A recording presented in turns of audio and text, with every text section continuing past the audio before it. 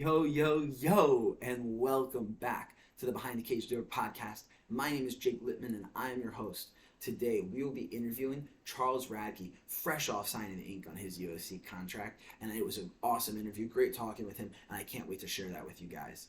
Before we get started, though, a couple of little housekeeping things that I want to discuss. First of all, if you found this video, go down below, hit the like button, hit subscribe, and if you feel so inclined, leave a comment. Let me know about some things you might want me to ask in the future and maybe some other athletes that we should go ahead and interview. In addition, there's going to be more content on this channel. So please subscribe so you can stay tuned for all of it. I'll be bringing to you a new series called Matchmaker Monday. After every UFC card, we're going to be talking about the previous card and we're going to help the matchmakers out a little bit. We're going to see what we can do, what we can come up with for future matchups for the athlete.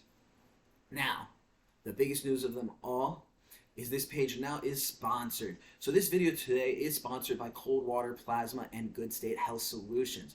Do you want to give your body a good state of health? Well, we specialize in liquid ionic minerals and can create custom formulas based on nutrient deficient testing using your hair. Now, let's talk about this product. Cold Water Plasma. This little guy is all you need to just get your day started. I'm going to drink one of these on my way to work. I'm doing training, so I need this to focus up and lock in. But it's even better if you're going to the gym. If you want to get a little boost without using pre-workout, this little guy is all you need. Now, in addition, they have awesome supplements like this ionic mineral supplement, as well as this nice zeolite detox. Now, they have many different products, so go down into the description, click the link below, and use the code JAKE15 for 15% off your first order. Thank you very much, and enjoy the interview.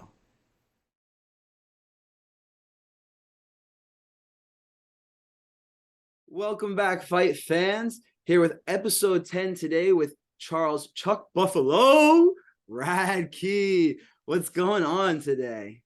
Nothing, man. Just enjoying the beautiful weather in Naples, Florida. What's going on with you out there in Orlando? Yes, sir. Hey, luckily today we had some beautiful weather. It's been quite rainy off and on. And so today we got a nice, beautiful summer day, and I'm loving it. Got to sit by the pool this morning. You have a busy morning so far? Yeah, woke up. We did some tennis. After I got done with the tennis, I had to do some PT work over the gym and then just got back, ate some food. Now just having the conversation with you. I love it. And so do you do a lot of other sports a lot of times? Do you mix that into your training?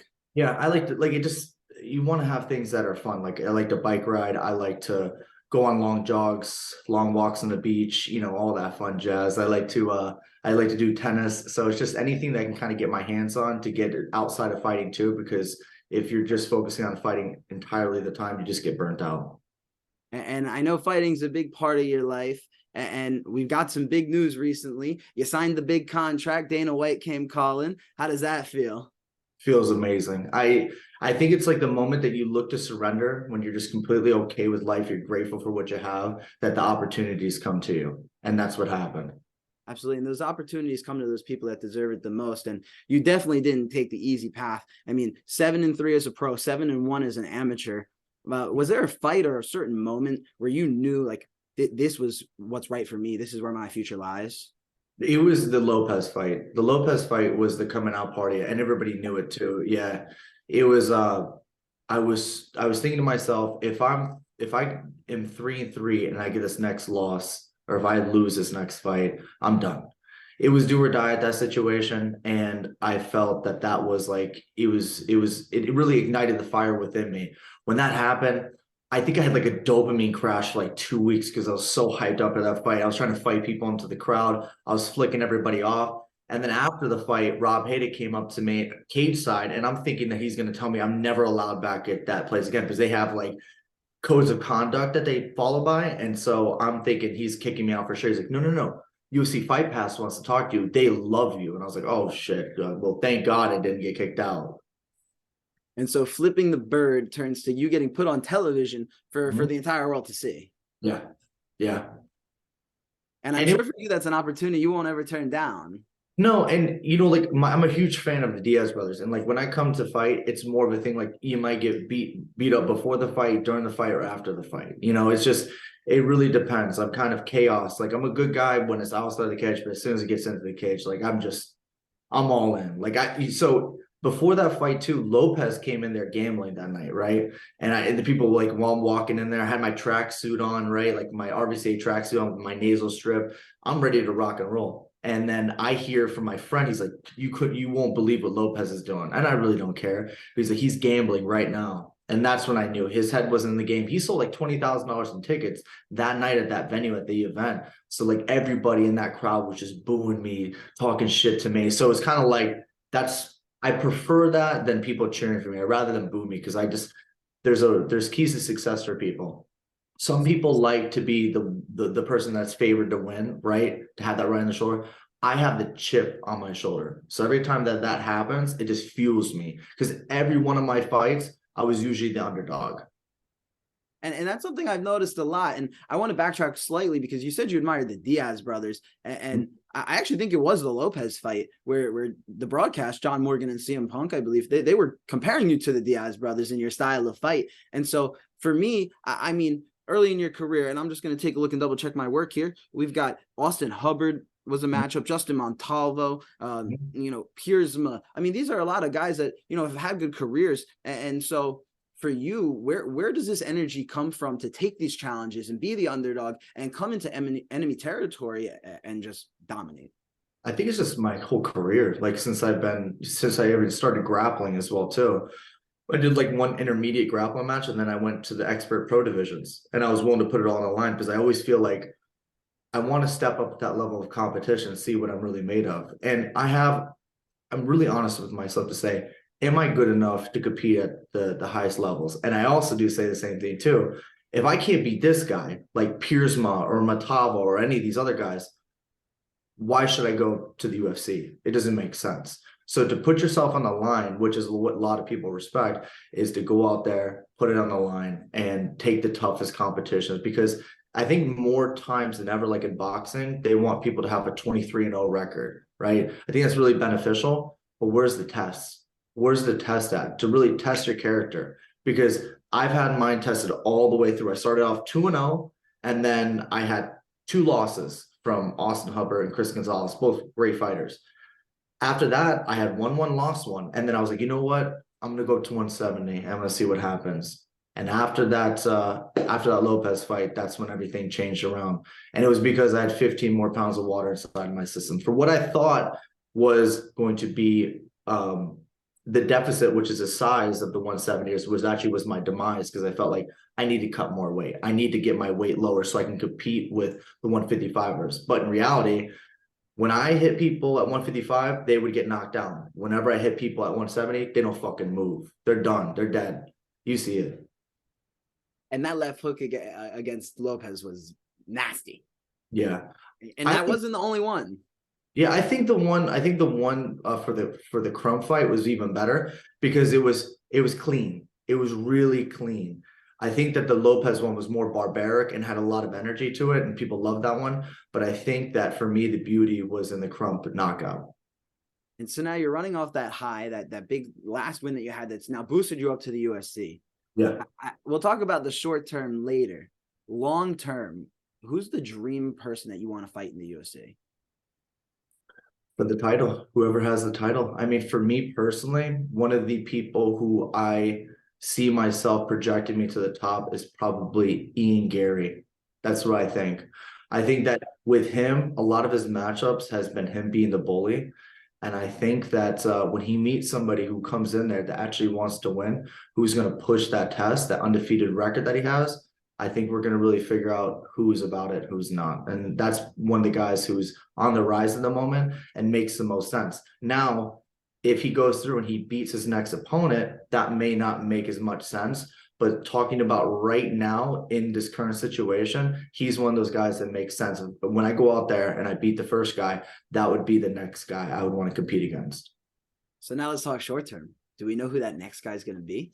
Not yet. No. So we're still going through the paperwork and USADA testing. So until that's all done with, then we'll talk about opponents. But really, it's like what Connor used to say, the only opponent is yourself. At this point, it could be whoever it needs to be. I just need to make sure that I go out there and I take them out. So I'm putting full effort into getting ready for this fight, jumping up levels, working with Miguel Baeza, Caramel Thunder. I'm working with Sydney Outlaw. Like I'm working with people who are going to elevate my game. And so for you, I mean, you also coach at the gym. Do you think that gives you an edge when it comes to actually competing? I think it does. I think on the off times when you're not competing, it helps you understand why you're doing certain things.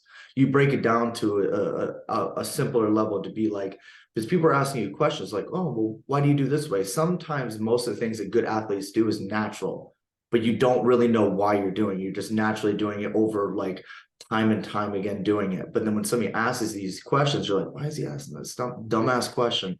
But when you really look at it and you say, okay, well, now I understand why I'm locking this up in this position. Now I understand why I need to be in this certain position, because you're breaking it down. It's like the analogy of hitting pads versus holding pads. You see it from a different light. And so for you, you've seen it from both of those lights. You're working with the highest end of the talent in your weight class in the area. And so you said the goal is the belt. What steps do you envision? What steps do you envision that you're going to have to take in order to get there? I think I had to be smart. Meaning smart being take care of the body, take care of the brain, make sure that I'm ready for the season that's going to be coming up, right? Again, Ian, Gary might go up on the rankings, and whoever makes the most sense is going to be.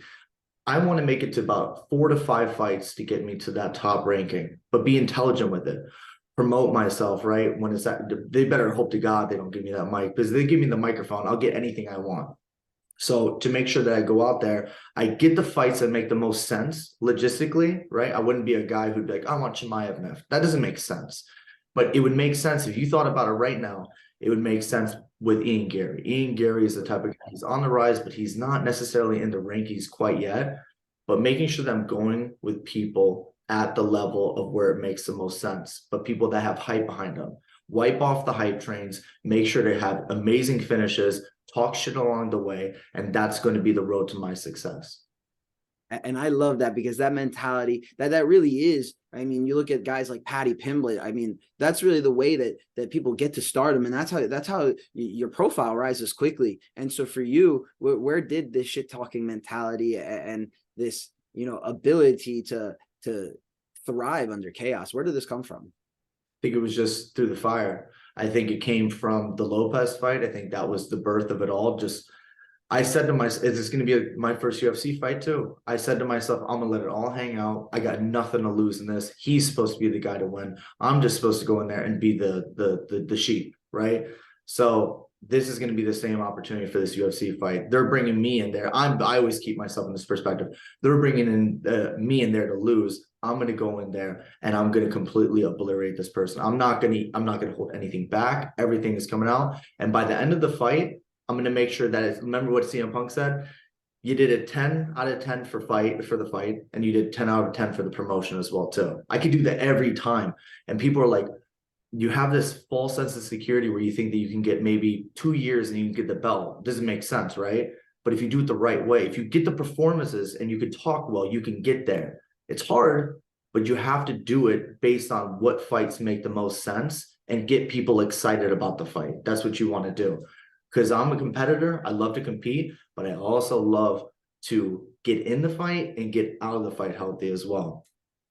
And I think that's one thing that we'll have to touch on later, because I know that you're kind of like a health nerd in a way, but we're talking a lot about excitement. So let's go there. Where should the people find you, and make this journey with you? Yeah, so Chuck Buffalo MMA at that's going to be on Instagram. That's usually where I post all my stuff at. And then I also have my friend Levi McQuinn, who's going to be doing more of the video logs while the fights are happening. The last time he didn't do the best job doing it because there was so much writing on that fight. And there was a lot of things behind the scene too that led into that really made that fight even more meaningful than what most people can see from the outside perspective.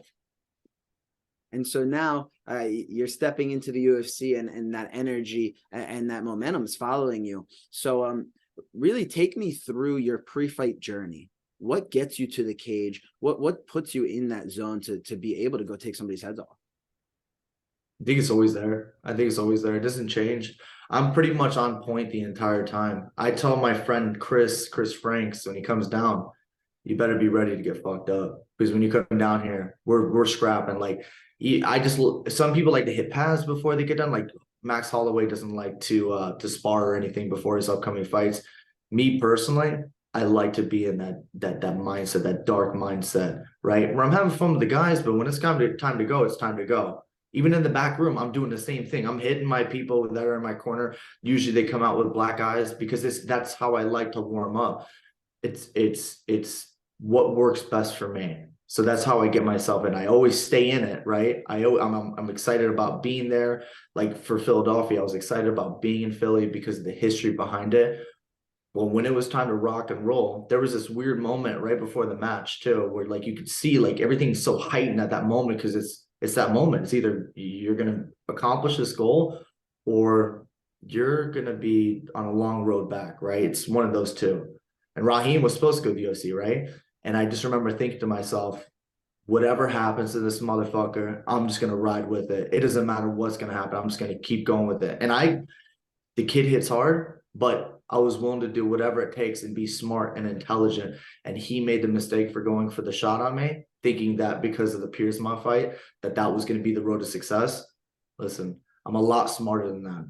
If I can bring my A game every single time in there, that's the same result that will happen. As soon as I get hit like that, it's a minute. If you look at my records, if I ever get clipped, a minute and a half later, I'm usually finishing the opponent.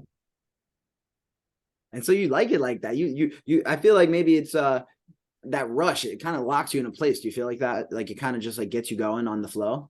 I think it just puts me in almost like not even an autopilot zone, just puts me into like a kill mode, where like I think to myself, I'm completely even killed. I'm not heightened by emotions. I'm not lowered by emotions, nothing. I'm gauging them. I'm looking at my opponent.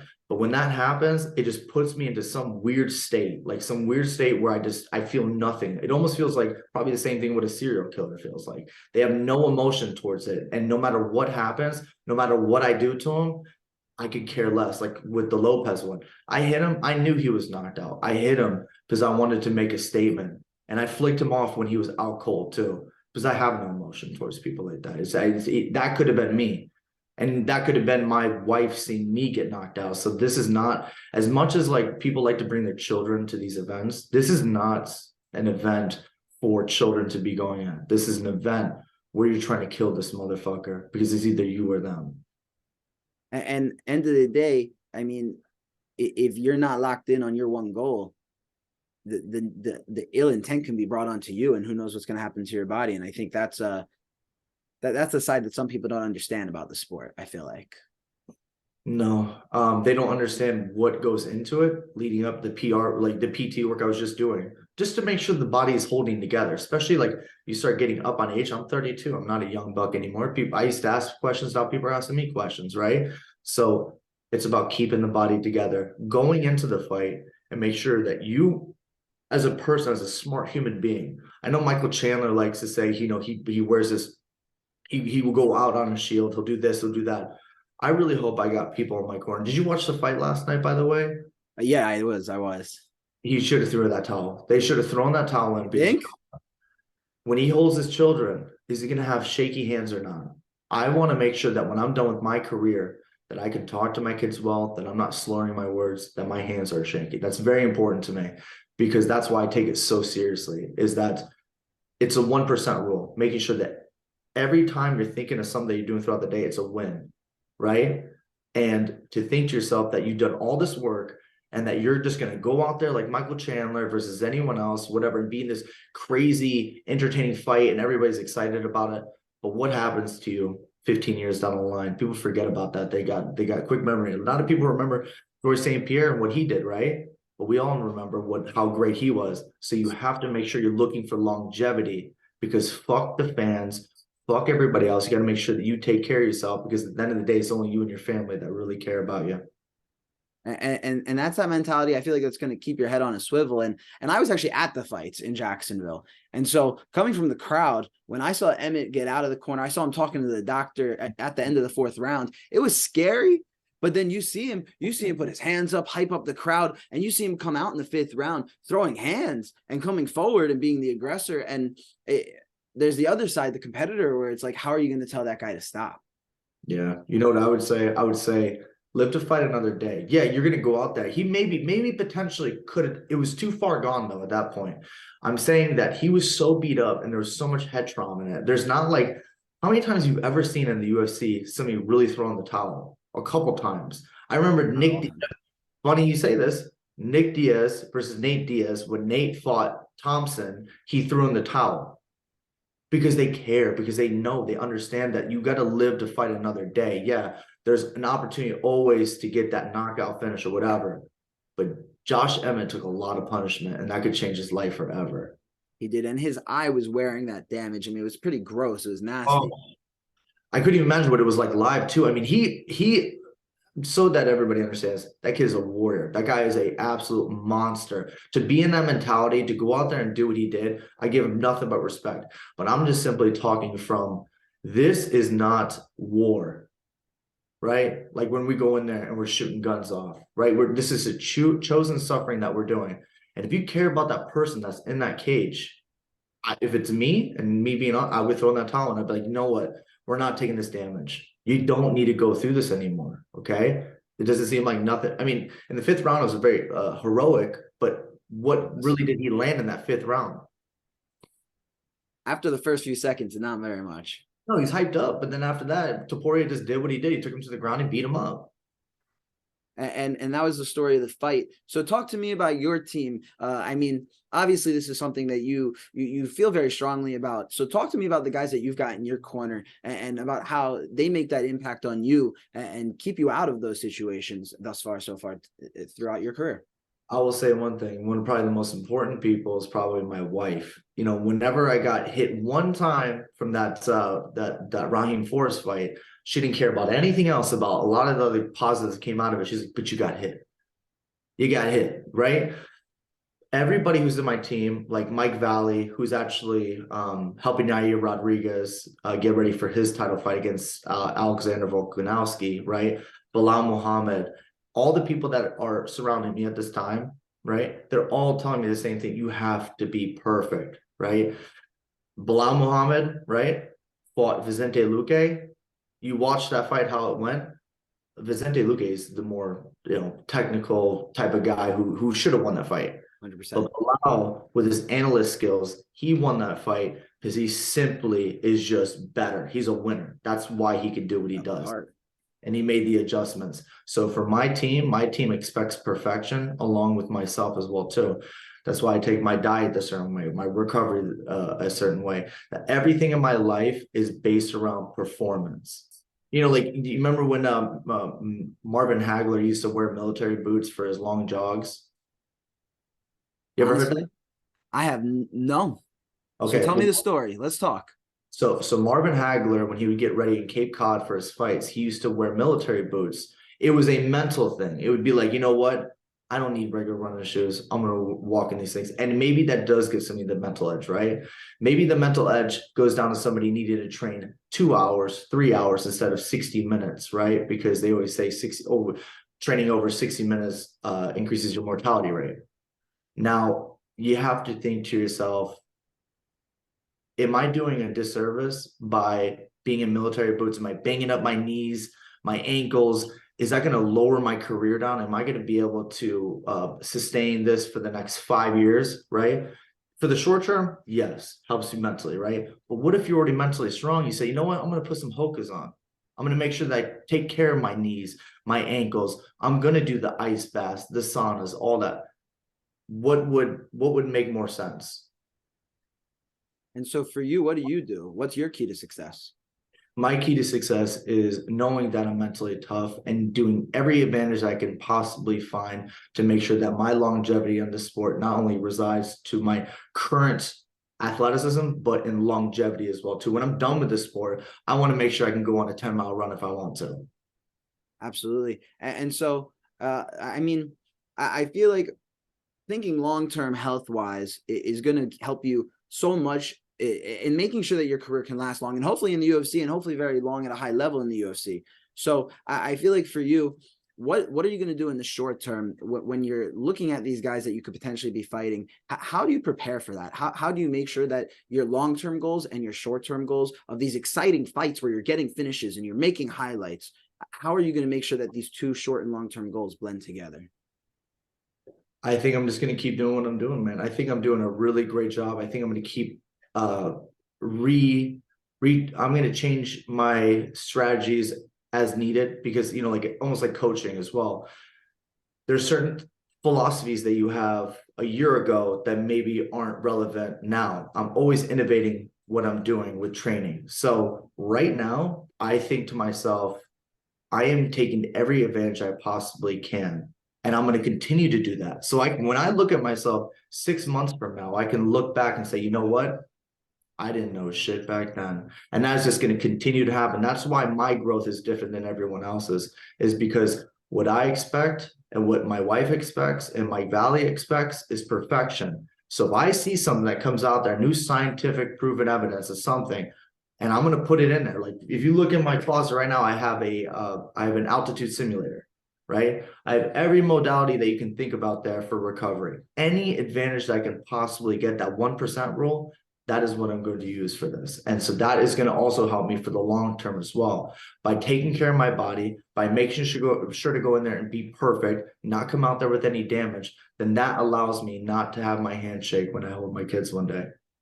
I love that. And so can you tell me a little bit about that altitude chamber that you got, and just maybe a little bit about the benefits that you've been seeing from that?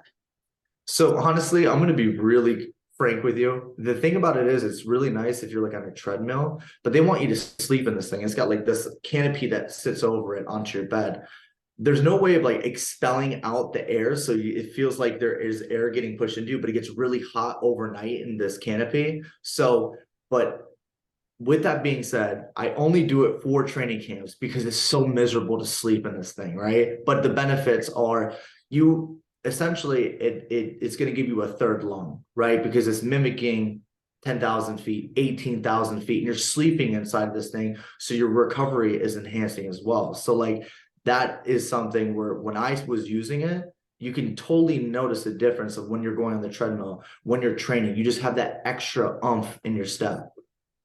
And it's that extra step of preparation that you're taking. I mean, you think about the top end athletes throughout all sports, LeBron James, Tom Brady. I mean, the amount of money and time and extra little things that they did to make sure their body stayed in peak condition is really what allows them, or allowed them in Tom Brady's case, to compete at the level that they did. And so that's really impressive to me. And I couldn't imagine sleeping in something that made me feel uncomfortable. Dude, I'm telling you, it sucks. Like, and that's what I'm trying to tell you. Like it when I have to go back into that thing, because my wife sleeps in her room, and then I usually sleep in here, which is the guest room, right? And it's just every time I go in there, I'm like, God damn, I gotta sleep another night in this fucking thing.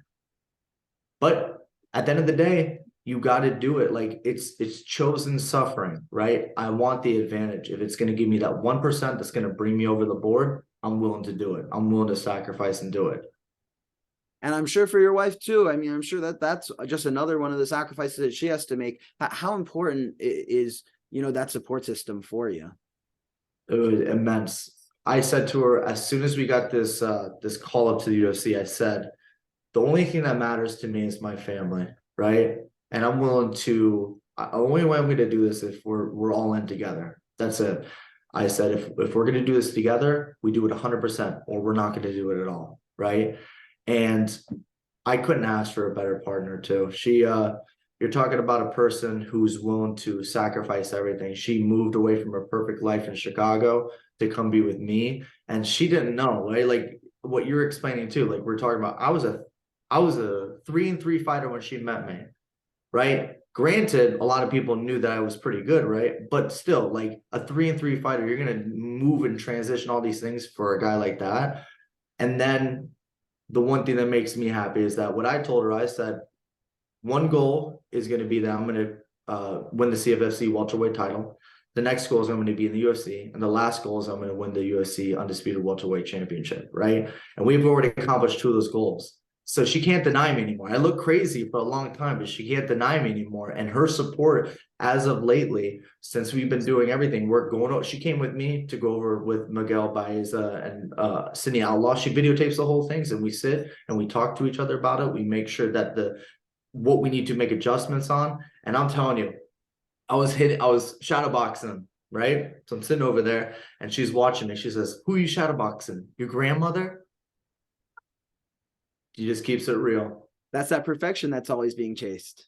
Exactly. And that's why when you ask me, like, is my team holding me accountable? I will tell you what, I don't think that anybody would be able to take being around her or Mike Valley or any, because they expect absolute perfection. Even though I'm a good fighter, a great fighter in my mind, everybody expects one thing, and that's absolute perfection with everything that I'm doing. Absolutely. And you are a pretty great fighter. You're a pretty damn entertaining fighter. You're a fighter that obviously has caught the attention of some very important people in the fight community. And so you mentioned 2 goals that you had. So I want to talk about those emotions and those feelings that you had. You've accomplished your first 2 goals, winning that CFFC welterweight title fight, which I do have to say, your wife was definitely your number 1 fan in the crowd. I mean, she was there with you, and you heard her the whole fight, and the satisfaction that she had when you won, you could tell. But you achieved that goal, winning that CFFC welterweight championship, and you achieved that call up, that getting that phone call. So tell me a little bit about that emotion and what that meant to you. You speak of the call up? Both winning the title and then getting that call up afterwards. I think, again, it makes me, for not myself, but everyone else that was around me. I mean, you're kind of crazy after a while until it works, and then they call you genius, right? So it just makes me validated for what I had already thought. Like, you just project. I had a journal. I put it in there every single day that would happen, that I would win the CFFC championship, and that I would make it to the UFC. Like, all these things, but until it actually happens, people just think that you're talking shit. So, here they are. So for me, it just gave me a validation more than anything. And winning that title, you could see it right after the fight. I just broke down in tears because I knew it. I knew that it was going to be the make or break moment. Either I was going to make it to the UFC, or I was basically going to be done with the sport in general. Every fight has been like that too. Since the Lopez one, I've said it to myself: if I lose one more time, I'm done with the sport, because I don't deserve to go on if I can't beat these guys. That's what I said to myself. And winning that title in the fashion that I did, with all the adversity that I faced before the fight too, that was the most special moment in my entire career. And doing it against a classy guy like Raheem Forrest too. Raheem Forrest has an amazing story of himself, but he was the guy projected to go to the UFC. I was a minus 500 underdog, right? And I was able to get it done in the first round. And that's a statement right there. That's why when they asked me while I was doing the commentating at Tampa, they asked me, they were like, what do you think about Pulley versus Colin Lubert? And I said, well, I know Colin, and Colin, he's great in his own right. But the fact is that I just fought the guy that he fought and beat him in the first round. And honestly, that fight was kind of really up in the air. And either one of those people could have won that fight. But again, Raheem Forrest came out with the win. And I said, it's not on my level. Just not on my level. And I'm going to feel the same exact way when I go into the UFC and I do the same thing. I think as the competition steepens, gets better, my skills are really going to show through. Because what's really difficult to do, by the way, is if you fight a guy like Caleb Crump, who's got a very awkward style, and to make it look beautiful, that's hard. That's hard to do. If you can go with somebody who's got an awkward style like that and be able to go in there and ice them the way that I did, that shows something. That shows that you can make something terrible look beautiful. And I think that might be the quote of the show right there. You can make something terrible look beautiful. And so we've got about 1 minute left. So I've got one last little question, and then I'd like to leave the floor to you right after. What is your message to the UFC welterweight division? And then anything else that you'd like to leave us with? I wouldn't even say I have a message for them. I'm just going to have to prove to them of what they're actually dealing with. everybody knows who I am. Everybody acts like they don't know. I'm the dark horse. I will be the dark horse like Robbie Lawler when he won the welterweight title. When I go in there and I make a statement, they won't be hiding anymore. The only difference between me and all those people that you see is they did underneath the lights. They know what I can do. And when I make my first statement in there, they're all going to be running. I love it. Well, Charlie, it's been a pleasure speaking with you. Thank you for coming to the show. I really appreciate it. You got any last thank yous that you want to give out? Thank me for believing in myself and for being able to win this title. I'm just honestly grateful for my family. I'm grateful for the opportunities that Rob Hayda gave me. And he said something really important to me that will stick with me to this day, is that I said, thank you for changing my life, Rob. And Rob says, no, you changed your own life. That's gut-wrenching right there. That's how you know that you're doing something. I love it. Appreciate you, man.